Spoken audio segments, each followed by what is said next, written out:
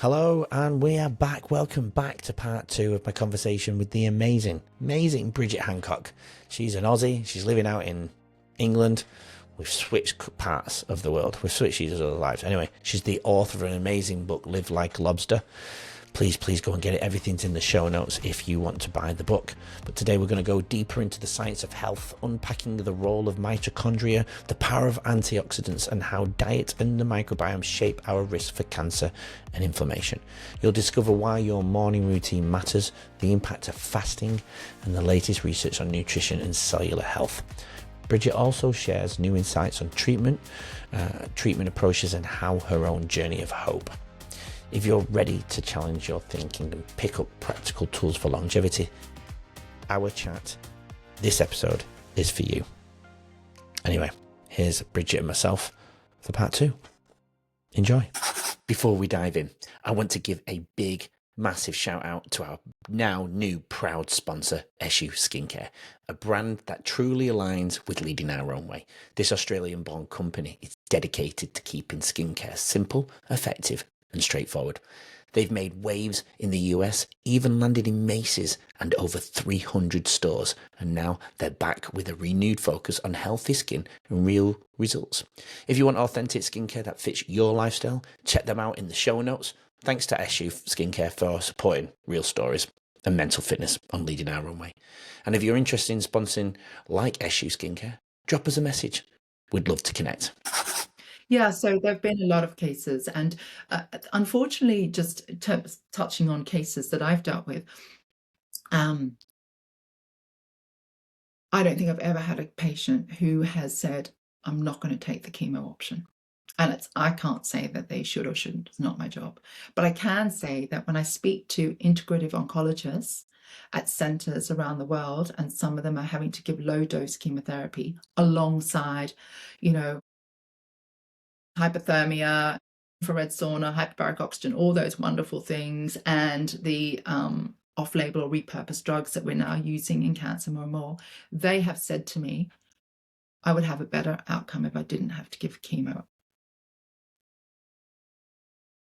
It's quite toxic on the body, but I can't say it shouldn't, and in some cases maybe they should.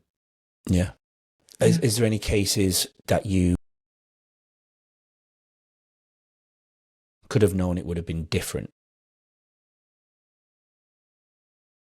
if they hadn't had the treatment? What in any scenario, if you know, with the knowledge that you have and the advice that you've given based on whether they should have,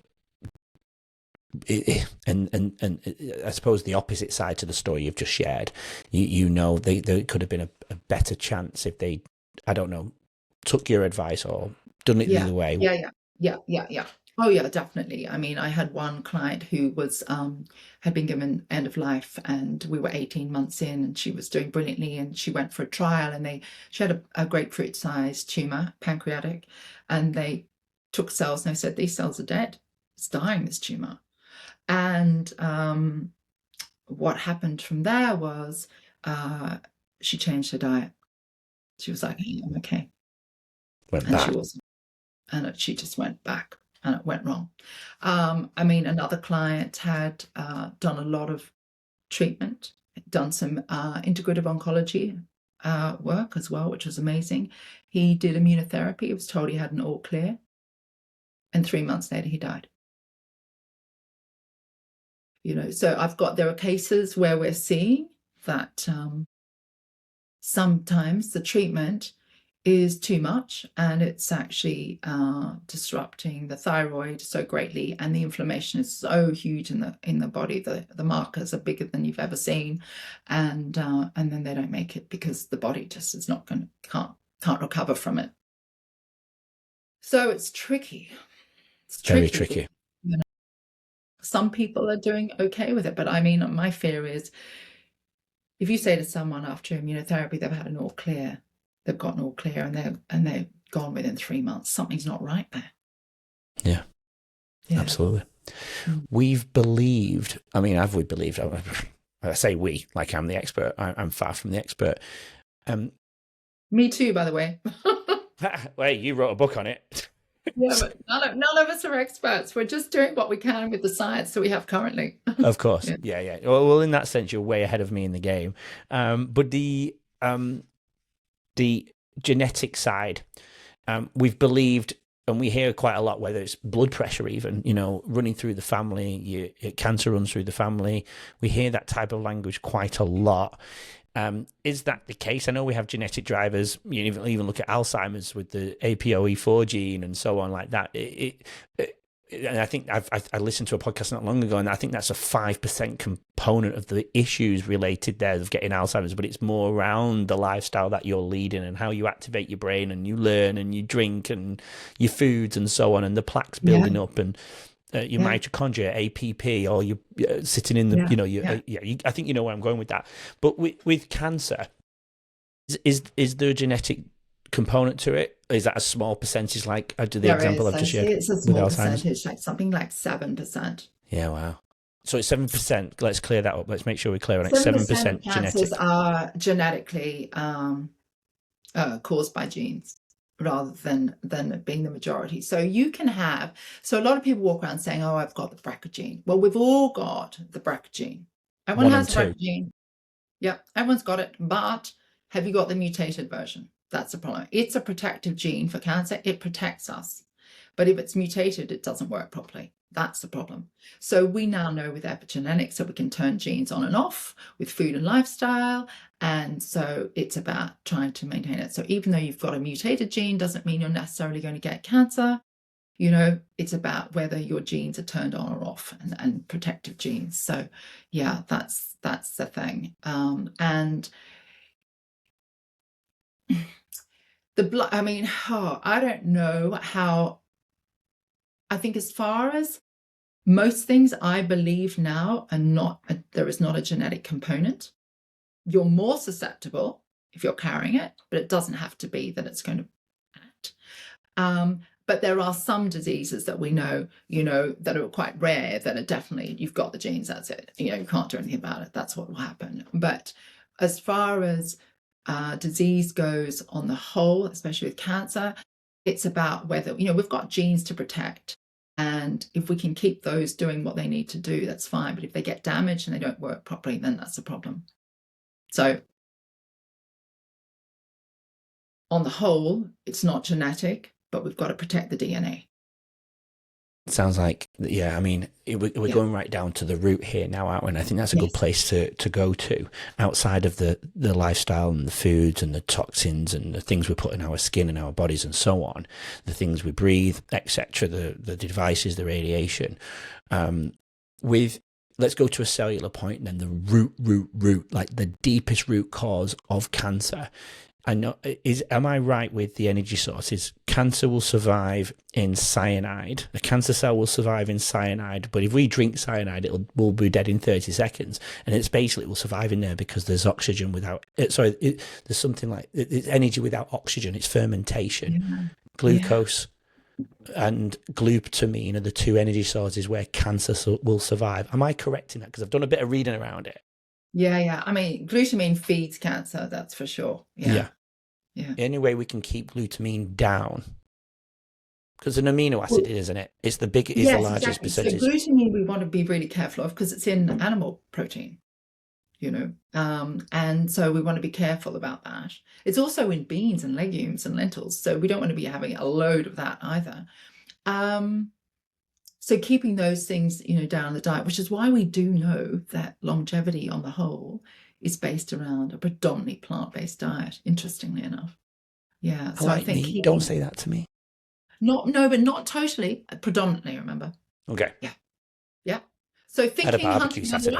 Hunter-gatherer, we didn't just go, yes, I'll pick that cow today and I'll have that heifer tomorrow and I'll have this one over here, buffalo. It was like we had to go and get it and then we'd eat it and then there'd be nothing, So yeah, it's like that. It's like we don't need to be eating it every day. And especially in Australia, oh my gosh, we grew up on red meat every day. I think that was our diet. Yeah, so probably too much, I would say. So glucose and glutamine are the two problem areas that drive cancer. They're drivers, aren't they? Yeah. Glucose definitely we know is a driver, and high glutamine is a problem. So we need to keep that down, and we can manage that with diet. So that's a great thing. Yeah. Because exercise. manage with diet as well. But the key is to keep the mitochondria healthy so that it still is respiring through the use of oxygen. And so it's protecting those cells. So, you know, things like nitrous oxide that releases oxygen from blood is great because we're keeping that oxygen going, keeping the cells healthy. We love hyperbaric oxygen because it pushes blood into the blood cells and into the plasma, into the system. So we've got more oxygen to keep mitochondria healthy, all those things. We want to reduce all the free radicals in the body that are causing destruction to the cells. So, you know, there's that. So, okay, so just to step back on that for a bit, when everything that we do, every process in the body can cause what we call free radicals, where it's a molecule that's missing an electron, so it's unstable. So that's for people who don't really understand, because we tend to use all these terms and everyone's thinking, what are you talking about? And that's fine, that happens. It's normal in the body, we have that. But then we have antioxidants and they come and scoop it up and clean it up and everything's balanced again. It's like, now everything's calm. If you don't have enough antioxidants. Are you talking about ROSs, reactive oxygen species? Yeah. So exactly. Right? So we want to, so we want to keep it, or those. I love this. These when we've got this problem with these loose electrons and everything's flying around, it causes something called zombie cells. They create zombie cells. And zombie cells, I love this. Someone did this definition, which I just love. Zombie cells are like old cells. They're just cells that just don't die. They're just hanging out. But the definition I was told, which I just love, is they're like old people sitting on park benches throwing rocks at cars. And I love that because it's so true. They are so destructive and they destroy cells and they cause problems, and we don't need this. We've got to clean them up, which is why we love the fasting, as you said, for that period where we can have autophagy, clean up and get rid of all these old cells that are causing trouble. So it's all about balance, but you know, you need the antioxidants in there to get rid of them so we don't get to having the zombie cells. Obviously we will do, there's a certain amount of normal a reaction that goes on in the body, so you will get that, but as long as you've got the antioxidants to clean it up and you're not eating all the time, so there is a little bit of fasting to clean up, then you get a balance in the body and then it all works out quite well.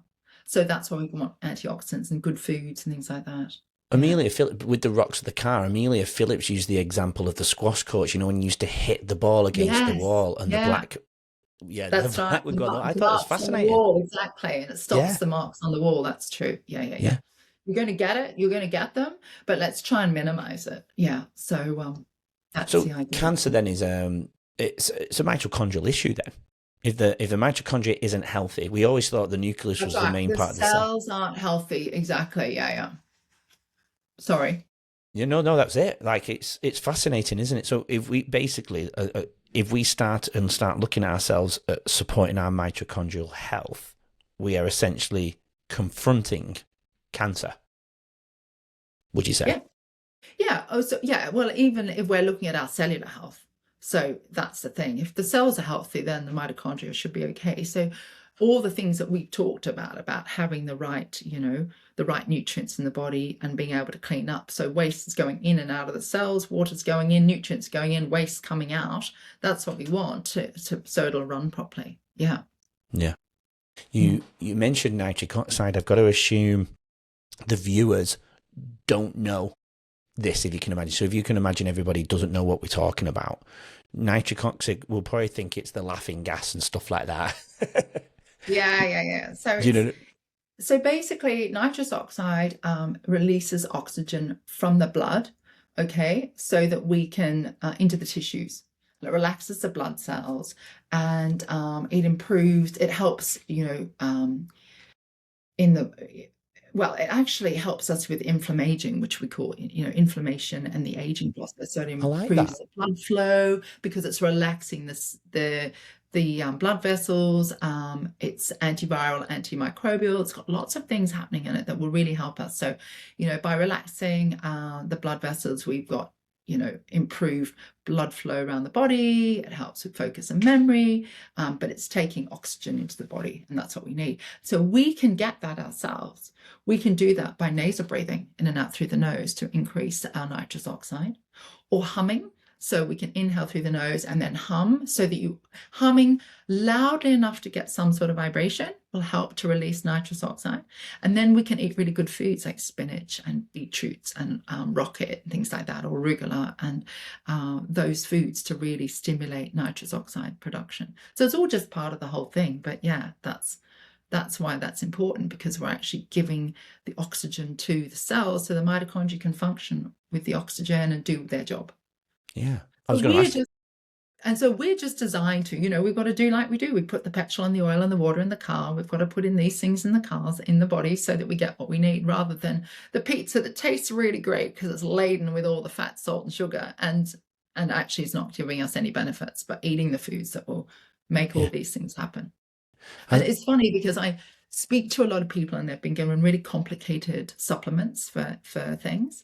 And there's a lot of stuff on the market now, as we know, with the wellness industry booming, and everyone's producing a supplement combo trying to grab attention. Like, look, I've got this one, this magic pill. But actually, quite often I see that they're missing the basics. So we know to get food and turn it into energy, we need all these things that go around these little circles, a bit like mousetrap as a kid, like they all work together. It's called the Krebs cycle.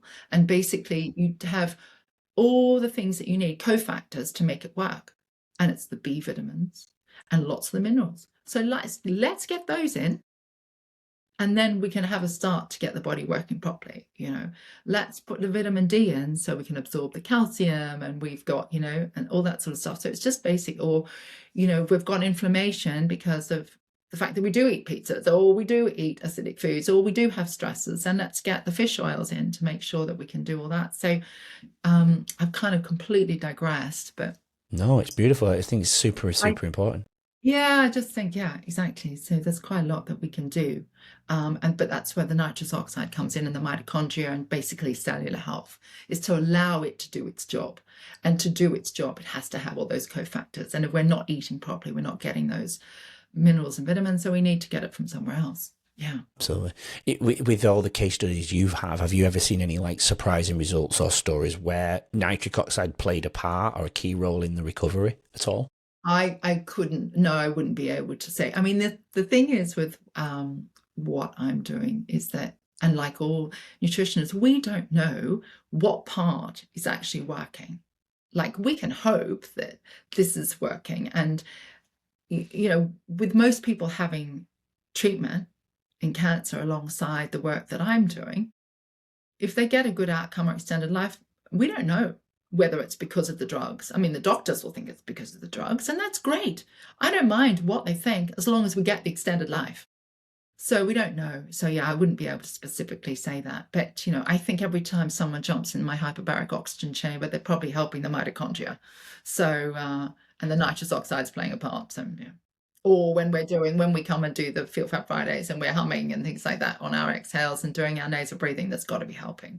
And I get the clients to do that. So I just, you can't tell nothing's an isolated solution to the problem. I mean, it's a fundamental breakdown in the cells that are designed to protect you are now no longer able to. So what do they need? What can we give them? How can we get them back? We've got to clean them up. We've got to get the good stuff in and get the bad stuff out. So that's what we try and do. Yeah. So how does mitochondrial health affect, I suppose our energy resilience and even mental clarity? Because I feel like since I've been looking at that point, all of those have improved for me. Yeah. Yeah, because it's the powerhouse of the cell, isn't it? So it's got to be functioning properly in order for the cell to run properly. That is it. That's like the engine. So it has to have everything it needs in order to work properly.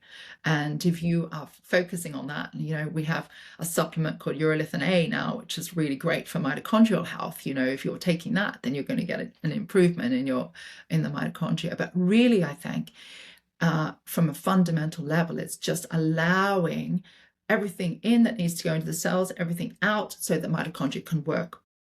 That's it. It's quite simple, isn't it? So that's what we got to do.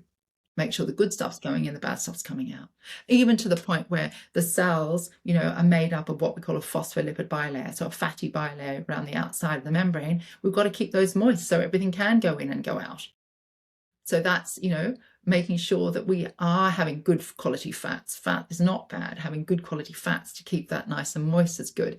You know, we need those fats to produce some of the vitamins that we need. So there's all of that too. So it's like all the parts that we need in order just to basically get that cell to work, where everything comes in, everything goes out, and so the mitochondria can work properly. Yeah. Look at D3, for example, vitamin D. It's the only vitamin I think the body can create on its own. It needs two things, and it's sunlight and cholesterol. Yet cholesterol has such a bad name for itself. Vitamin D is a fat molecule, isn't it? That's right, exactly. And you have to have it with fat in order to absorb it. So that's right. You know, you need to have it, but yeah. Because they say take D3 with K2, don't they, in order to do that? Look, that's essential, absolutely, without a doubt, because if you take D3, it what we call upregulates, so it improves calcium absorption. Now that's great, except calcium can get absorbed into the arteries. Yeah, you don't want that. And if it's K2, then the K2 would take it to the bones. Yes. And that's what we want. We want the calcium absorbing into the bones. So if you're not taking the K2, is that where high cholesterol comes from? And that's why we end up on statins, essentially. No, not necessarily. No, okay. It means if you don't take the K2, it means your calcium can get into the arteries, and you can get calcified arteries. Yes. I think, but I was thinking probably more down the track from that. Is that where it leads, or where does that lead? Well, that leads to just cardiovascular disease. Yeah. And that's your number one. The cholesterol thing's a whole different bag altogether. Yeah, you know, the science is changing on that now, isn't it? You know, cholesterol was considered bad. Now it's not considered particularly as bad as it was. And some people are saying, don't worry about your cholesterol levels. It's high. You know, it doesn't matter. I have to say, I would have to look into that a bit more. But we do know that on the whole, that cholesterol isn't the thing to be as terrified of as we were in the past. Yeah. I'm sharing obviously a personal story to me, but my mum, and she won't mind me sharing this, but my mum had high cholesterol. She has done for years, and they put her on statins. She was on it for about a week, and we were talking. And I'm obviously not in a position to diagnose or anything like that, but I said, I just don't think it's a good idea. I think we should probably just change everything else first. Look at your foods, look at some of the things that you did. And she went back after a week for the appointment to do the checkup. I think it was a week or two. And she said, she told the doctor, I've decided to come off them. And she went, well, why are you here? You know, why are you here then? Essentially, what are you doing? Have you decided? And the doctor actually turned around and said, have you decided to eat healthy food? And I said, see, there you go, Mum. Why didn't they just present that to you in the first place? Right. Yeah, absolutely. Well, look, the statins they put on as a precaution, haven't they? They put a lot of people on statins as a precaution. Yeah. They even tried to offer it to me the other day. I thought it was hilarious. And they went, oh, no, it's fine. I just thought that's very funny. Why would they offer it to you the other day? Why did they offer it to you the other day, though? The GP, I was talking to the GP, and he said, he was obviously looking through my notes and said, oh, you could be on statins. You see, because they get paid for this. So I said, really? And then he looked through my notes, and he must have seen nutritionist or something. And he went, oh, no, it's fine. It's fine. It's fine. So, but look, I've got clients on statins, and, you know, the biggest problem we have with statins is this. Statins stop the production of CoQ10. CoQ10 is the last stage of turning food into energy. We need CoQ10. If we don't have that, we don't get the energy from food. So what have we got? We've got a generation of 70 and 80-year-olds that are lying around quite often, not all, but a lot, 80-year-olds, let's say, that are sleeping all day because they're on high-dose statins and they've got no energy. So what do? Reduce the statins, get them right back down, and all of a sudden they're not napping during the day. I mean, I've got a client recently, it's exactly a perfect example of what happened. He asked the GP said, no, it's fine, leave it as it is.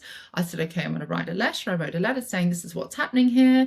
You know, he would like to be not sleeping during the day. This is what's happening with his CoQ10. Do you think we could look at it? So they had to look at it. And now he's gone from 80 milligrams to 20, and he doesn't nap during the day. So yeah, so statins are a real problem. They should be given automatically with CoQ10, that's for sure. But also, do we really need them? I mean, as you say, like a healthy diet, perhaps we don't need to have the statins. Yeah. Wow. Well, blood pressure meds are another one. that they just give out automatically here in the UK. Just they think they should, so why not?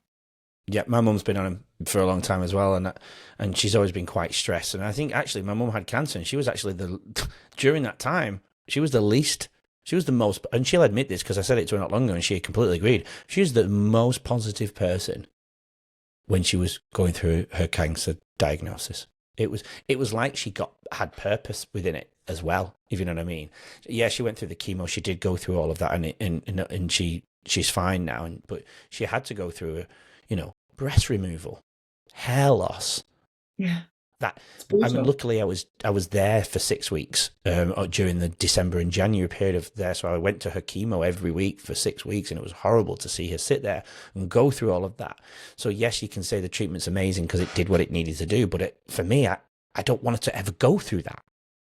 So let's go back and put the fuel in the tank before we go on our journey every morning. Absolutely, exactly. I feel like we've covered quite a lot. There is one more little section I want to go to, and then I just want to bring it back to you personally, because you are the guru in this, in my eyes. I absolutely love what you've done with the book, and I think it's important that the viewers hear what you do personally as well. In your daily life, in your morning routines. And I speak to the guests about morning routine. It comes up all the time. But inflammation. I've got ankylosing spondylitis in my lower back. I'd suffered for 9 years not being able to sleep. The doctor, then when I moved to Torquay, found it in the blood. I don't know how it wasn't found earlier, but we'd done blood tests, it wasn't showing up. I don't qualify for the treatment, which I'm glad I don't. But I went through a journey after I went through what I went through with the sepsis, and in the process of the things that I changed, I found out as a byproduct, I've reversed my ankylosing spondylitis. The pain went away. Now, don't get me wrong, it comes back, and I'm now self-reflecting. If I've had a night of McDonald's because we've been playing basketball late at night, it's like a hangover the next day. I can feel it. So I know I can reverse it. I've done my own little science experiments, but inflammation is a problem, and I feel like everyone's walking around inflamed and they're just not realizing it because of the stress and the things that they're doing on their life. In your journey and research, what do you think you've discovered about the root causes of chronic inflammation in the body? Well, the root causes are, we know that inflammation is a result of anything. I mean, inflammation happens when we cut ourselves, and obviously, we have the immune system that's activated and comes to, we get redness, we get swelling, we get some pain, and that's the healing process. But that's also going on inside. So with a lot of us, it's diet related. And I think that's a huge part. And we're having things like medications, like non-steroidal anti-inflammatories. Anytime you pick up an ibuprofen or Nurofen or whatever, any antibiotics, the same thing is another thing. And actually, sadly, gluten is the same thing because it's unrecognized as it's an invader in the body. It's an unrecognized protein in the body. So what happens is that it raises an inflammatory response in the body when it has these things. And, we get this, what we know as leaky gut. So we get the cells of the gut lining are tightly packed, but they're one cell thick. And these chemicals that I just mentioned cause the cells to open up and things leak into the bloodstream, and then it raises an alarm that there are invaders in the bloodstream, and that's when we get pain and inflammation, which is why people quite often get bloating and discomfort after they've eaten, especially wheat. I get it with a lot of people. So the other thing that's really key is that we are meant to have a balance of omega-3 and omega-6 in the body that's at 1-to-1, a ratio of 1-to-1.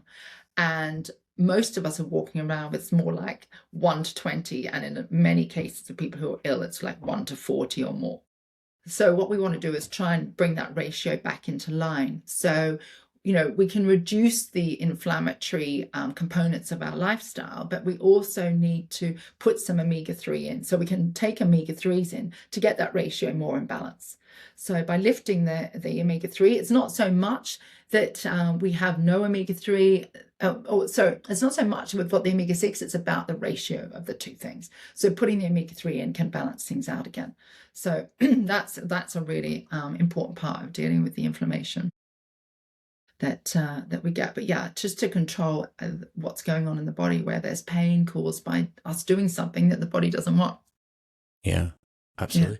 Are there any daily habits or foods? I know you just mentioned that there, but is there any other daily habits or foods that, you believe are most effective in reducing inflammation? I mean, that will help me out.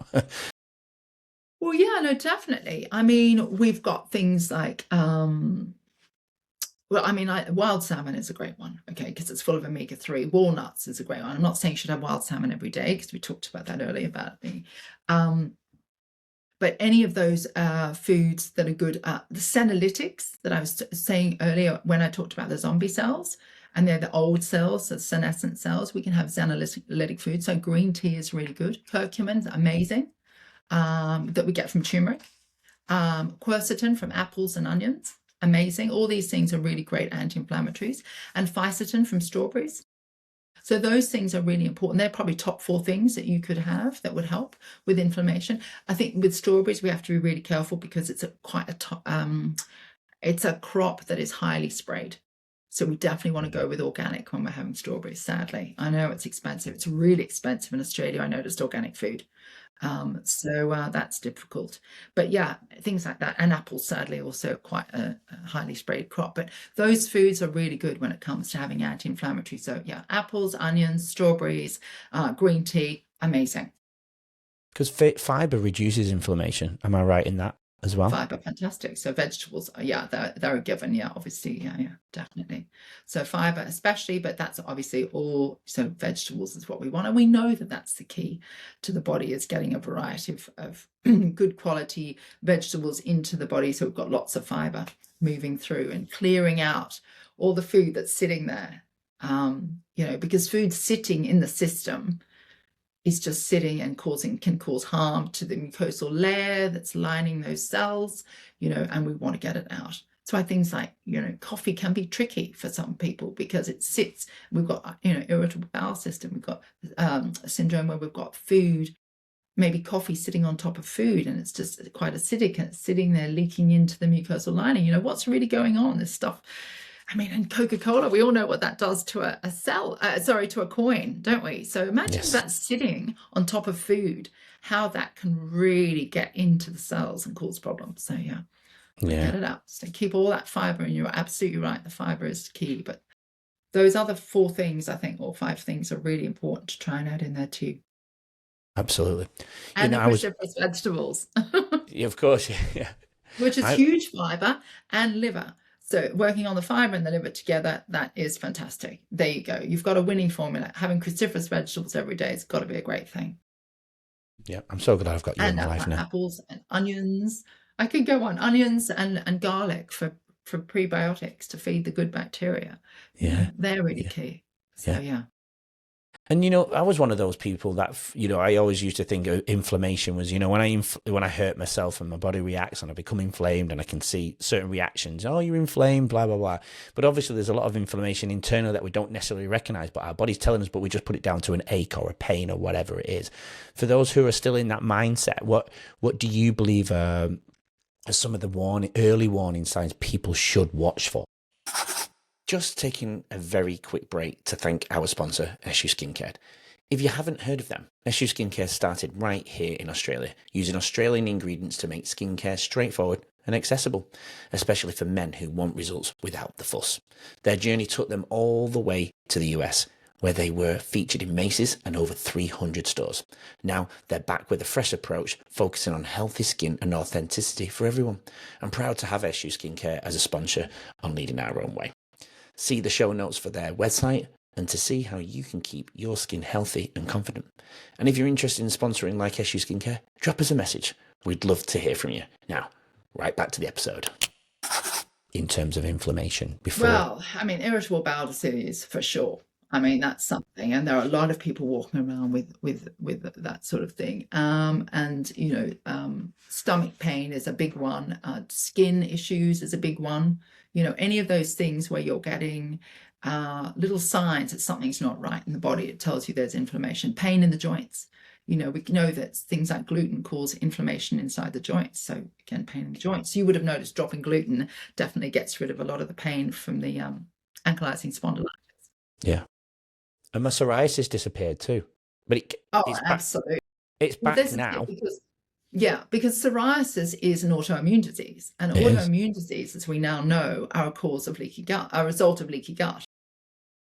So if you can seal the gut up and you're not leaking all those things into the bloodstream, you're not going to get those reactions. And psoriasis is one of the autoimmune diseases, along with multiple sclerosis and lupus and lots of other ones, but that aren't necessarily as easy to get rid of. Yeah. But, you know, So I have a leaky gut then, if I've got psoriasis. chances are, yeah, that would make sense, wouldn't it? Yeah. Mm. I was But pretty if healthy. you have McDonald's, then occasionally you would have that from gluten. Yeah. Yeah.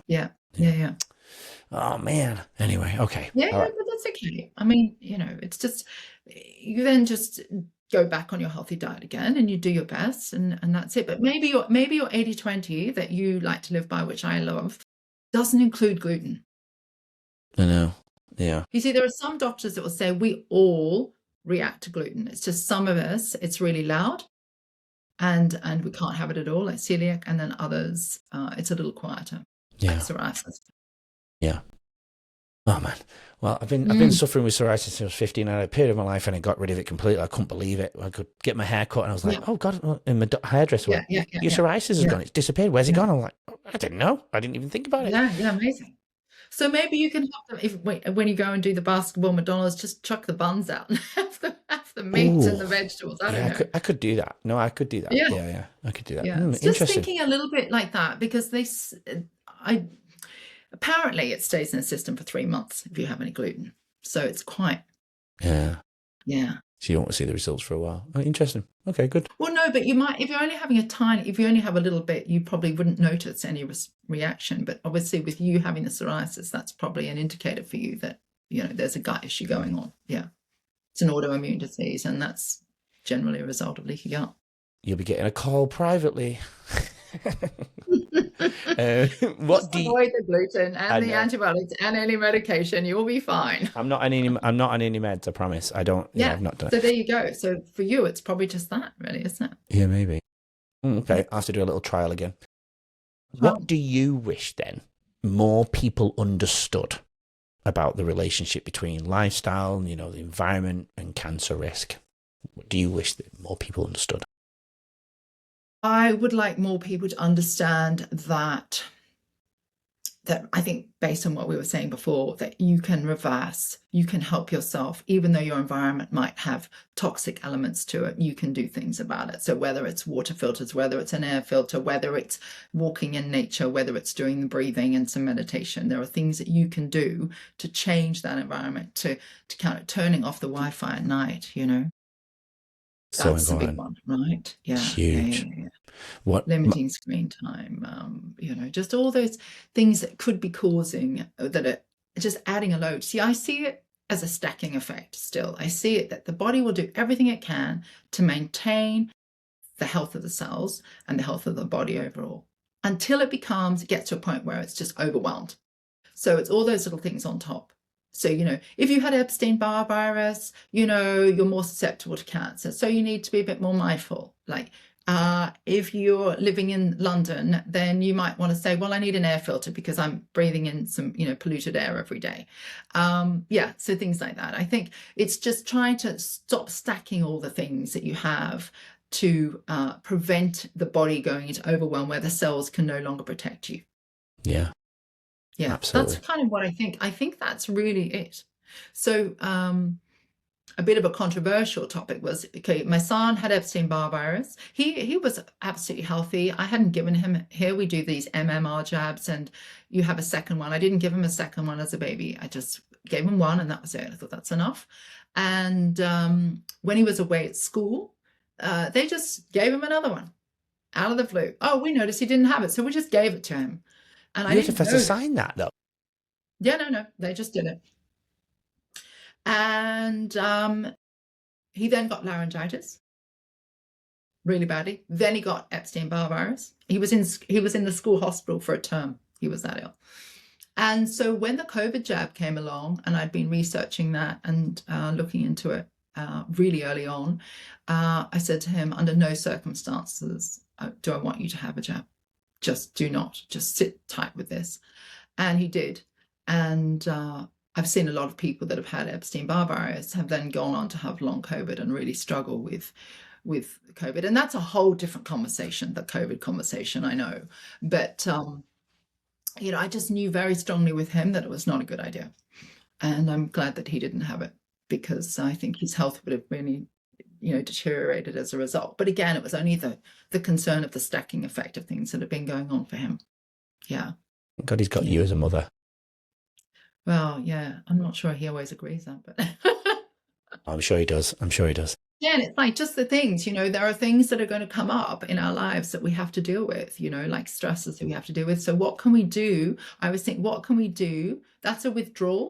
What can we deposit back in to counteract that? So we know, for example, you know, massage is amazing at boosting natural killer cells, which we need for our immune system. So especially with breast cancer, we're like, please, this is not just like a feel-good luxury. This is actually for your health. I need you to have massages. I need you to boost your natural killer cells for your immunity. And so they've shown that the reoccurrence of breast cancer is reduced by having massage. So, you know, maybe that had a really horrible. So if I have a really stressful situation, I now think, what do I need to do that's going to help me? What can I do that's going to actually help me? Oh, you know what? I might go to a yin yoga or a restorative yoga, or I might go and do a meditation, or I might go and have a massage or whatever, or I'll take myself for a walk, or, you know, it's those things. It's actively thinking about what can you do to help your health, because to combat all the other things that naturally just appear in life, because life is life. Like, you know, we don't live like, you know, on a beach with like no stresses and a lovely lifestyle or anything else. We have to deal with life, right? It's like they say in India, you can't necessarily be, you know, they say real, you know, women aren't great at being gurus because they're generally dealing with children, and you can't stay in that enlightened state all the time. So it's very difficult if you're running a business or if you've got kids to deal with, things like that. Staying enlightened all the time is not possible. So yeah, we can't stay in a pure state. We've always got toxins and problems and issues going on, haven't we? Absolutely. But, you know, what can we do? And also not drive ourselves totally insane by it. You don't want to be walking into a supermarket and thinking, there's nothing I can eat here. Oh my God, I'm going to have to starve myself. We have to try and be a bit, you know, go with the flow of things, but then just try and think of the good things that we can balance it out with. Agree. Yeah. Like the basketball after McDonald's after the basketball, maybe that could be a shift to something else after basketball that's not as bad. It's not me playing basketball. It's because it's my son plays state basketball. And we're all sometimes far away, and it's like all the kids want to go to McDonald's after, and we're like, no. Yeah. Is there anywhere else? What can we do? Like, how can we treat? So that's a big part of my work, is how can I get the clients to think about what is going to be the reward at the end of the day? Because a lot of them, especially here in the UK, and I think it's possibly the same in Australia, especially with women, the end of the day is have a glass of wine. Now, we know that that is one of the real no's with breast cancer: dairy, sugar, wine, and weight, carrying excess weight. Those things are real drivers for cancer. They are the drivers. So, and low vitamin D. And so there are a few other things, but so we try and think of what are alternative things you can do instead of that. So what can we do after basketball on the way home that maybe not as bad? I don't know. I'm just throwing it out there, you know, like another way of rewarding without that. Difficult with children because they want to have something, but that's a lot of the work, is changing that routine so that people don't fall back into the trap of doing something that's not healthy for them. Yeah. I've just realised something that I did want to bring up. So I know I've kept you for a very long time, so I won't keep you for much longer. But a couple of questions before I come to your morning routine. I've always wondered how cancer's determined where it lands. What's the difference of getting breast cancer versus somebody who might get a different type of cancer? Is it just where it drops in the line of the body? Where does it? I don't.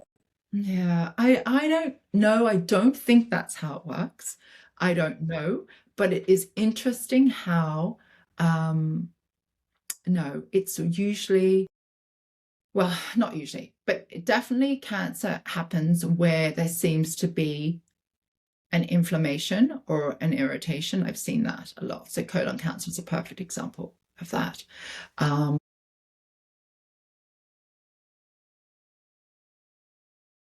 Tough one, right? That's a question. It's very difficult to answer, I Yeah. think. Yeah. I don't think it's random. You know, what's going on at the moment, there seems to be an increase in brain cancers post-COVID. I don't know. Yeah. You mentioned the big S word, sugar. 262 names for sugar that the ultra process industry uses, and they all use them, and it's on pretty much all the packages. How big of a problem is sugar in our society? Because I love sugar, by the way. Sugar is a huge, huge problem. Unfortunately, it's a massive problem because of the microbiome in the gut, really, which is the main thing, because the bacteria seem to determine what we eat. And if we feed sugar, they seem to overrun the other bacteria. And until we get that back into balance again, we want to, you know, the bacteria seem to ask us for more. So it keeps wanting more and more. It's that one piece of chocolate has to become the whole bar, or the one glass of wine has to become 3 glasses, you know, because that bacteria is deciding what we eat and what it wants. So when we knock that back, you know, all of a sudden we start wanting other foods. And because the fiber-loving bacteria, you know, the other what we consider good bacteria for a healthy microbiome, a nice diverse microbiome with lots of different things, are also balanced. And so they're sort of like wanting different things in the body. So I want fiber and I want a salad and things like that. And I've had clients that have grown up on junk food and total sugar addicts that within 3 weeks saying, I can't believe I'm craving a salad, you know. And so I think that it is really important, because that tells you you're being, you know, it's not that you can't, like, why is it when you have that one piece of chocolate, you have to have the whole bar? What is that about? You know, it's about the sugar bacteria. And then, of course, that's destructive, because then we have a really unhealthy microbiome. And that is a whole different conversation. But yeah, we need to balance that. So it's important that we, you know, we can get rid of that sugar craving really quickly. We can cut it out 3 or 4 days and be feeding ourselves good prebiotic foods like onion, garlic, asparagus and things to feed good bacteria. So that builds up. But it's also about how we do that as well. So I see a lot of people taking probiotics, but they have no idea that when it gets to the gut, unless you're feeding it prebiotics to keep it multiplying, by the time it gets to the large intestine, it's already dead and hasn't got there. So you're wasting your money. So it's about feeding them, and then keep feeding them. So with all the fiber you talked about, so that they grow, so that they can do all the things we need them to do for us to be healthy. Yeah. Am I right in saying sugar is part of it?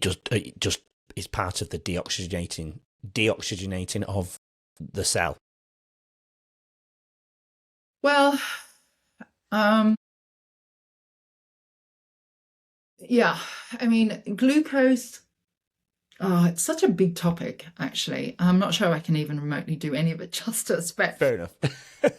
yeah, it's just glucose in the bloodstream is dangerous. We know that.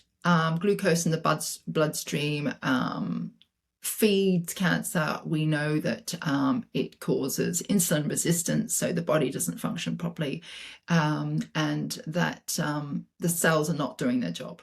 So there's a whole lot of things going on. But yes, is it? Yeah, probably could be. You probably could be right. You know, it could be the volume of sugar, but you've got people that are diabetic and have had a lot of sugar. It doesn't mean they've necessarily got cancer. So the cells haven't broken down completely and changed. They haven't changed the way they respire, you know, just because of the sugar. Didn't think of that. Yeah. So I don't know how to really best answer that, but I would say that we don't really know the answer to that. That's fascinating. Yeah, no, I didn't think of that angle. Answer that. I can say that for sure. Yeah, no, it's good. I'm glad we asked, because it's about us learning together. What we do know, though, what's really exciting is we know that people, diabetics, because they take metformin, okay, live longer than people who are not diabetic because they don't take metformin. So you're saying that we should be taking that then? Right? Yes. Interesting. But then there's a cleaner version of metformin, which is berberine, which is a natural supplement. So what that does is it improves your insulin uptake. So after each meal, you take it. So what happens is the blood's got the sugar and it's coming along past the cell, and the insulin's in the cell, and it comes up and it picks it up and takes it into the cell to use as energy. Yeah. But when it's insulin resistant, the insulin's just sitting there saying, oh, I can't be bothered. I'm just not doing this anymore. And that happens when there's been a lot of sugar. It's almost like it's worn out. It's like done. But actually, when we have the berberine, that helps for that to happen. So by us doing that each day, we're taking the sugar out of the blood. So we're going to have less inflammation. We're going to have a healthier body. And yeah, chances are we will live longer. So yeah, it's a very good thing. How do you spell that? I'm going to write that down. Berberine. Berberine. Oh, sorry. Spell it again. BER. Yeah. BER again. Sorry. I just thought you were repeating yourself. Berberine. Yeah. Yeah. Got it. I'm going to look at that. Beautiful. So so isn't that interesting? You could live longer if you're diabetic on metformin, and if you're a healthy individual who's not diabetic. Wow. There you go. Yeah. Someone's got something from that. Damn. Yeah. I love it. So definitely getting sugar out of the bloodstream is essential. Yes, you're right. It is important. Yeah. I mean, I lost 9 kilos in 3 weeks with getting rid of sugar, and I wasn't exercising because I had torn meniscus from a basketball injury. So you do the maths on that one. Yeah. Amazing. Before I end with the 3 final questions, morning routines seem to be coming up with 90% of my guests. It seems to be so important. It was for me, part of my journey. And I'm a human. I go up and down with my morning routines, and I'm currently on that down and I should be up because it's beautiful in the morning here at the moment. But it's coming to the summer holidays, and then I get lazy in the summer holidays because I'm off with my children, and I should be getting up before they do it. But you are doing some wonderful things with what you're doing. You must have a morning routine, right? I do have a morning routine, but also I'm human, and it doesn't always go according to plan. Yeah, exactly. And I don't worry about that. The important thing is not to beat yourself up about it, Agree. Because actually, just digressing quickly before I mention morning routine, Radical Remissions by Dr. Kelly Turner, her book, when she looked at all the clients that she'd worked with and looked at the common 9 factors of how they had remission from cancer, only 3 of the 9 were about what you eat. Like it was nutrients, food, supplements, and herbs. The other 6 were about quality of life, like spiritual connection, purpose, family, so actually part of your morning practice, and it's so important, is actually doing the stuff in the family. That's what happens then that you wouldn't normally get to do when they go off to school or you're going off to work or whatever. It's different. So morning routine, I think, needs to be something that we can adapt. And it's very common because with my partner now, he's like, I've got to do my morning routine.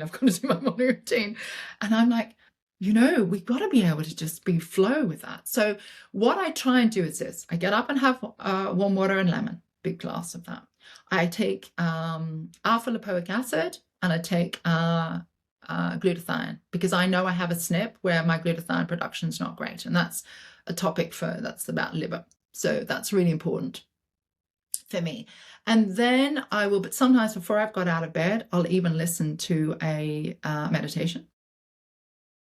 And then from there, I'll go on to either, not every day, but every second or third, I'll have an infrared sauna. I'm very lucky to have a little infrared sauna, and then walk on the grass barefoot. Depending on how I'm feeling, I'll dip in and out of, we have a very unheated body of water. Me too. And yeah, which you have in Australia too, because none of the oceans are warm there. And so I'll just do what little things I can do. The little things that I can do that are adding towards it. So it's not a set thing every day.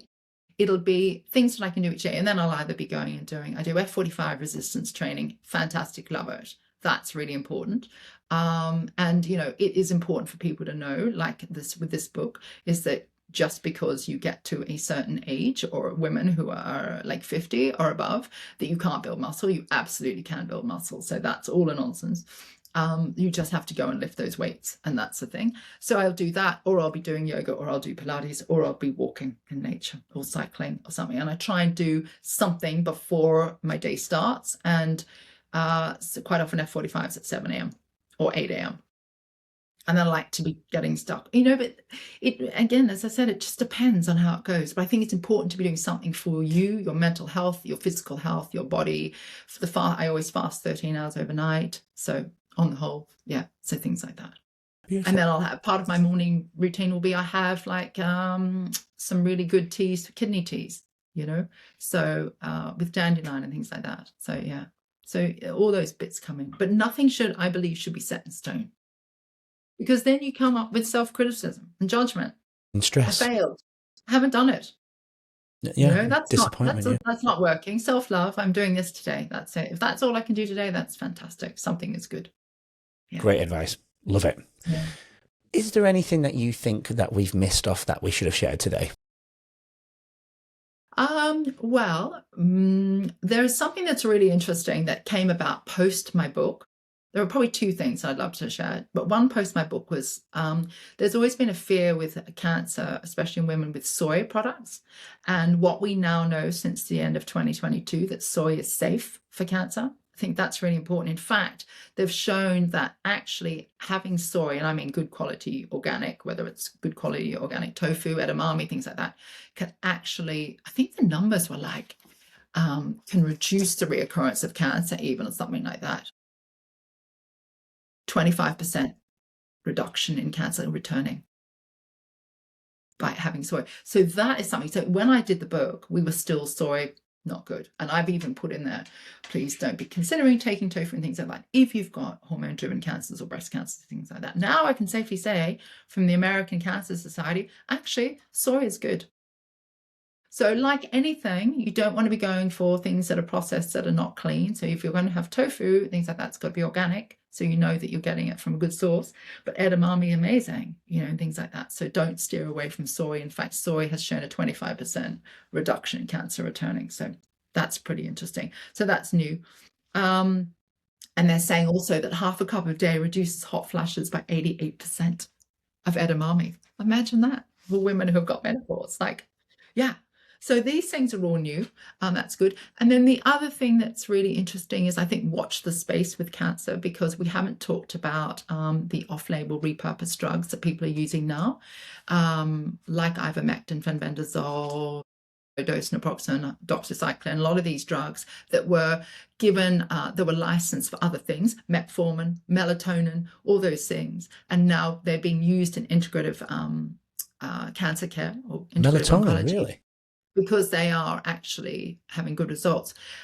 Which, just to take it one step further, there was a couple of years ago, we were on there were about 200 of us, sort of cancer sort of specialists around the world, on a panel for a day with a guy who's come up with a book and a theory about Mark Linton, and it's about what is cancer, a fungus. And the reason why he put all this together was he'd lost his partner and he'd done a lot of work. But what he came up with at the end of it, he said, all those drugs, the ivermectin, the fenbendazole, they're all antifungals. It was really interesting. So I think that there is more coming in the space of what's going on with cancer. And I think that we will be changing the way we deal with it. And we're getting better results. There are books like Jane McClellan's How to Starve Cancer, where she definitely went down a route with that and, you know, ended up with really good results, got rid of stage 4 metastasized cancer, you know, and it's not a coincidence that this is happening. So I think that I think we're about to shift into the next era of cancer treatment. Love that. Which is great. Yeah, I love it. Thanks for sharing. I love it. Yeah, my pleasure.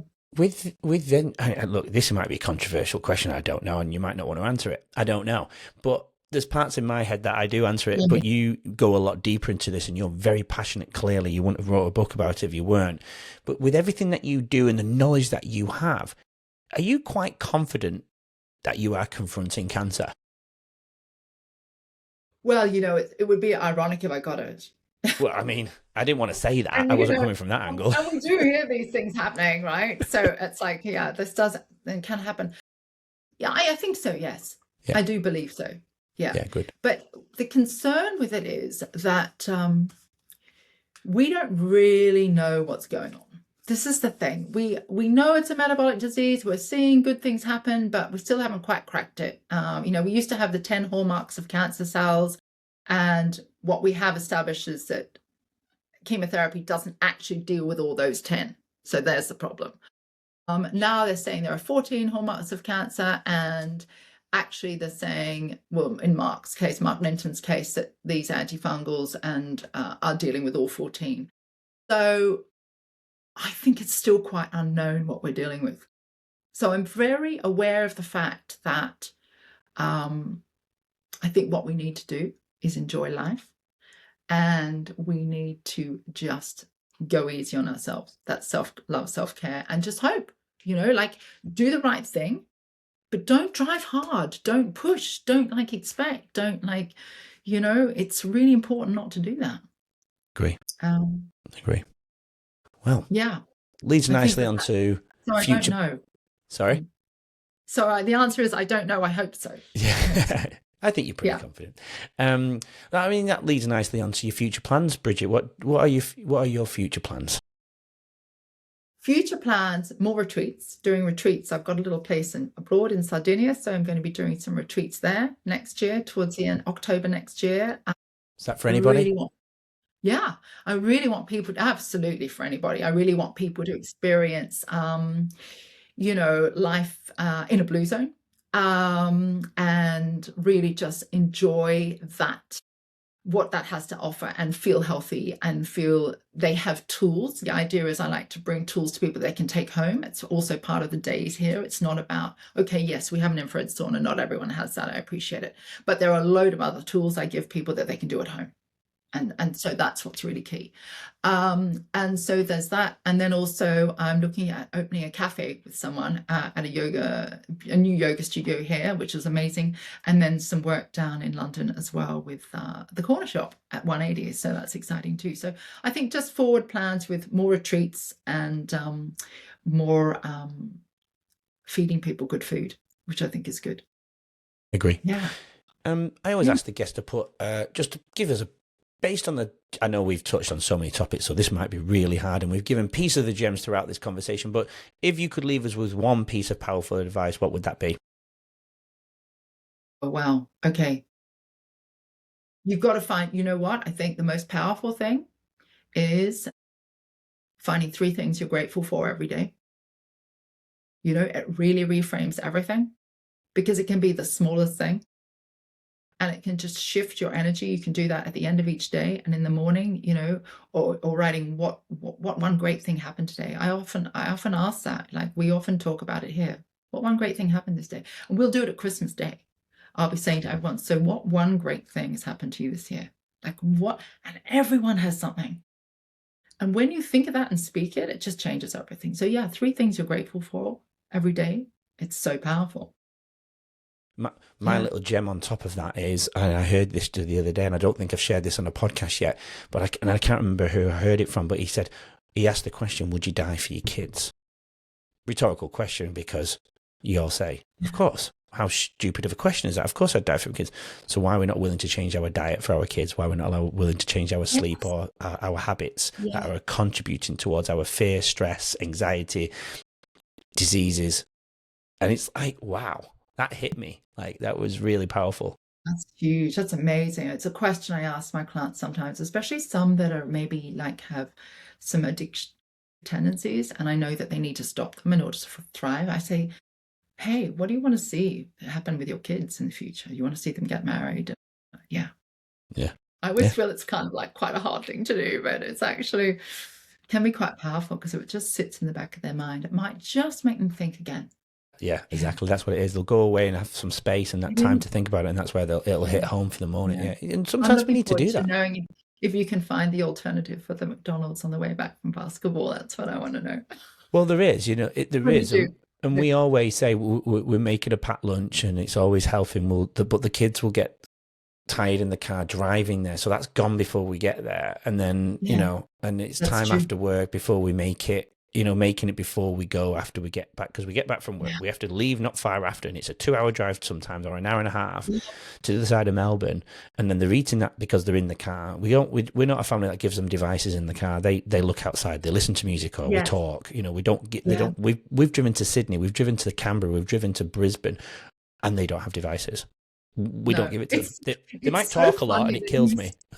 you say it like, like you don't, because when we grew up, there were no devices. Like you just didn't have them. Like, of course you would, Yeah. that was it. But isn't it no amazing choice. how it's changed?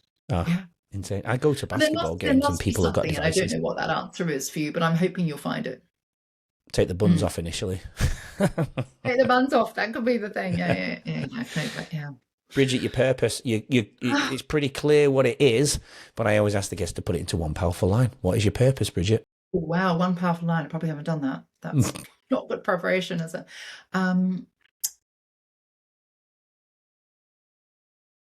Purpose is to help others live the best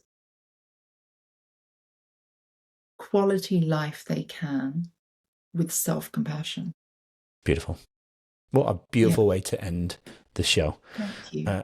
I'm going to do my original joke, Bridget. I have. Yes. I've noticed you might have noticed on my recent episodes, because I've had this book for quite a while.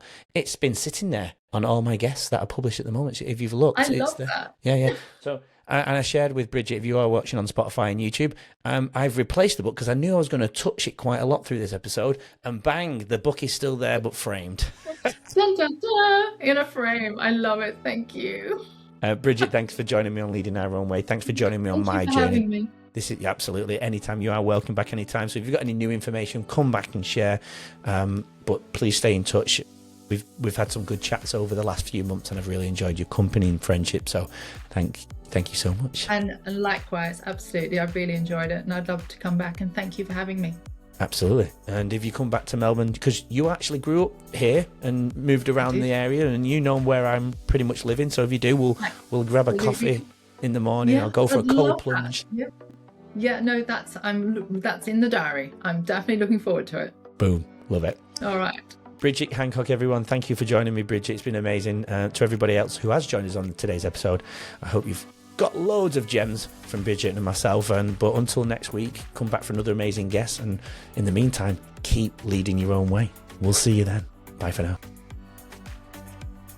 Well, it's Wednesday. It's the end of Wednesday, part 2. Thanks for joining me in this episode this week with the inspiring Bridget Hancock. If you found this conversation valuable, please share it, leave a review, and follow Leading Our Own Way for more inspiring stories and expert advice. I can't believe I'm saying that, if I'm honest. It's a privilege to have these conversations with these incredible leaders in their field. It's absolutely amazing. If you'd said to me 2 years ago, that's what I'll be doing now, I would have laughed in your face. I really would. Anyway, if you or someone close to you is facing cancer or chronic illness, like I mentioned last time, please reach out to a qualified professional for support. These episodes are here to inform and inspire, but always prioritise your health and safety. Until next time, keep leading your own way. Remember, transformation starts with one courageous step. Have a great week, everybody. Keep leading your own way. We'll see you next week. Thanks for listening and watching Leading Our Own Way. So we can stay together forever and share more incredible journeys, please subscribe to the channel. That way you won't miss next week's episode and what that amazing guest has to offer to the world. Please support Leading Our Own Way, and we'll get you on next week's episode.